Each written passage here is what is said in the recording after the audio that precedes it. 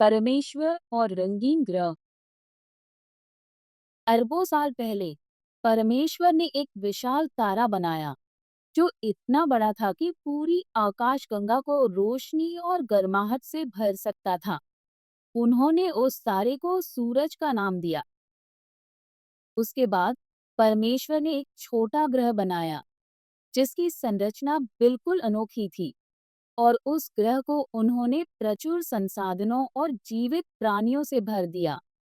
उन्होंने उस ग्रह को पृथ्वी का नाम दिया। परमेश्वर ने सोचा, मैंने एक अंधेरे ब्रह्मांड में लाखों ग्रह बनाए हैं, लेकिन अब मेरे दिल का असीम प्यार सूरज की किरणों के माध्यम से चमकता है और ब्रह्मांड के इकलौते रंगीन ग्रह पृथ्वी को जीवनदायिनी गर्माहट देता है। शानदार पहाड़ों, जंगलों और महासागरों से भरपूर पृथ्वी को परमेश्वर अपनी सबसे सुंदर रचना मानते थे। लेकिन जैसे जैसे समय बीतता गया, वो रंगीन ग्रह बहुत सारी पीड़ा का स्रोत बन गया। पृथ्वी की रचना से पहले परमेश्वर को पूरे ब्रह्मांड में केवल एक ही ध्वनि गूंजती हुई सुनाई देती थी।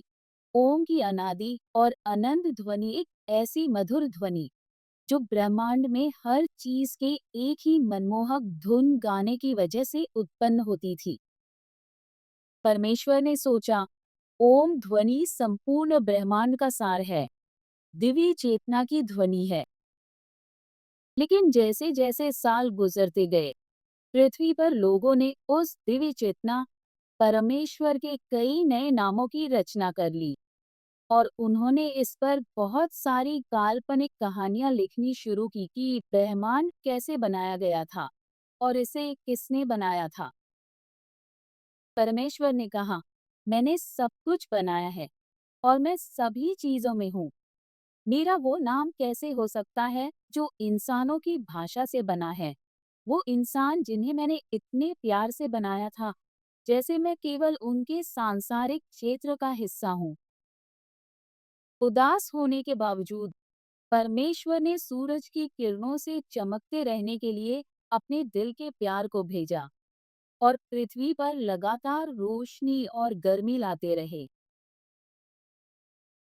जैसे जैसे सदियां बीतती गई, पृथ्वी पर लोगों ने परमेश्वर की सच्ची पहचान के बारे में अलग अलग रूप गढ़े, और इस बारे में भी कि उसके महिमामय नाम में जीवन कैसे जिया जाना चाहिए।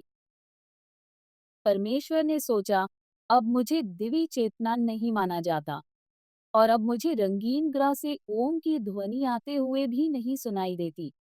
अब मुझे हर समय सिर्फ सांसारिक शब्दों की आवाज सुनाई देती है, अदोनाई, एलोहिम, यहोवा, अल्लाह, हाशेम और कामी। सूची बहुत लंबी है। परमेश्वर ने उस उज्जवल भविष्य को याद किया जो उन्होंने पृथ्वी के लिए सोचा था, लेकिन रंगीन ग्रह पर चमत्कार करने की उनकी क्षमता वहां से आने वाली बकबक के कारण कमजोर हो गई थी। मेरी अपनी ही रचनाएं मुझे तोड़ रही हैं, परमेश्वर ने सोचा। मैं खुद को कमजोर महसूस कर रहा हूँ। 2030 में एक असाधारण घटना हुई। शनि से टकराने के बाद सबसे बड़ा ग्रह बृहस्पति अपनी धुरी से हट गया। कई दिनों तक बेकाबू होकर घूमने के बाद आखिर में बृहस्पति ठीक सूरज और पृथ्वी के बीच आकर रुक गया। उसकी वजह से सूरज की किरणें पृथ्वी तक नहीं पहुंच पा रही थी। पौधे सूखने लगे, हर तरह की फसलों ने खाना देना बंद कर दिया, और 7 दिन बाद पृथ्वी पर मौजूद हर प्राणी विलुप्त होने की कगार पर पहुंच गया। परमेश्वर को इस बात का यकीन नहीं था कि वो बृहस्पति को वापस उसकी असली स्थिति में रख पाएंगे, क्योंकि पृथ्वी से आने वाली विभाजनकारी बकबक की वजह से वो बिल्कुल कमजोर हो गए थे। लेकिन परमेश्वर ने ब्रह्मांड के इकलौते रंगीन ग्रह को बचाने का फैसला कर लिया था। उन्होंने अपने असीम प्यार को केंद्रित किया और सूरज की चमक को और ज्यादा तेज कर दिया। इसकी वजह से सूरज की गर्मी इतनी ज्यादा बढ़ गई कि बृहस्पति की बाहरी सतह पिघलनी शुरू हो गई और ग्रह का विशाल हिस्सा घट गया। लेकिन फिर भी परमेश्वर उसे उसकी सामान्य स्थिति में वापस नहीं लौटा पा रहे थे। परमेश्वर ने सोचा, और प्यार ढूंढो और ताकत ढूंढो। एक और दिन अपनी ताकत को इकट्ठा करने के बावजूद परमेश्वर बृहस्पति ग्रह को अपनी जगह से नहीं हिला पाए। लेकिन फिर उन्हें एक ऐसी ध्वनि सुनाई पड़ी जो उन्होंने कई सालों से नहीं सुनी थी। ये गहरी, सुखदायक ध्वनि थी। ऐम ही वह ध्वनि थी जिसे परमेश्वर सुन सकते थे, जो पूरे ब्रह्मांड में गूंज रही थी, ठीक वैसे ही जैसे वो पृथ्वी के निर्माण से पहले गूंजती थी।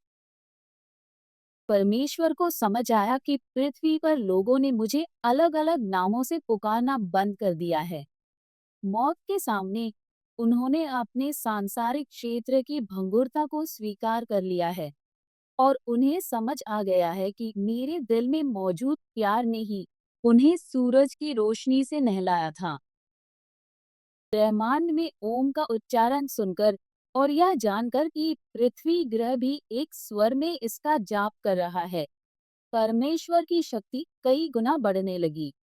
उन्होंने बृहस्पति को उसकी मूल स्थिति पर वापस लाने के लिए अपनी पूरी शक्ति लगा दी।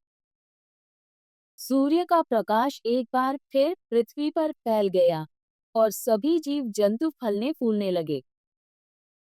जब पृथ्वी के निवासी परमेश्वर के दिल में मौजूद अनाम और असीम प्यार की स्तुति करने लगे, तब पूरे ब्रह्मांड में ओम का उच्चारण पहले से भी अधिक जोर से गूंजने लगा। समाप्त।